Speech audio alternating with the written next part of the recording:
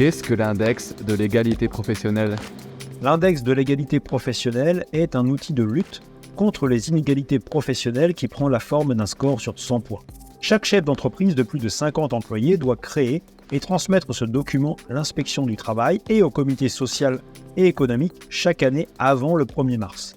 Les entreprises qui obtiennent une note inférieure à 75 points sur 100 ont 3 ans pour augmenter leur note. Passé ce délai ou en l'absence de publication du score, des pénalités peuvent intervenir. Comment calculer cet index ? L'index de l'égalité professionnelle se traduit par une notation sur 100 points.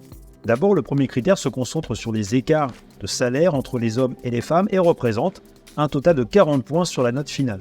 Pour faire le calcul, les employeurs doivent faire la moyenne de tous les salaires de leurs salariés hommes d'un côté et salariés femmes de l'autre. Si un écart de 0 apparaît, alors le score obtenu est de 40 points. Ensuite, le second critère s'intéresse aux écarts d'augmentation individuelle selon qu'elles soient accordées à des femmes ou à des hommes. Cette partie compte pour 20 points au total pour les entreprises de plus de 250 salariés et pour 35 points pour les entreprises de 50 à 250 salariés.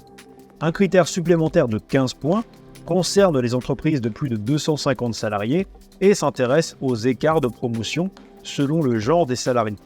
Ensuite, un critère de 15 points s'intéresse aux augmentations perçues par les femmes à leur retour de congé maternité.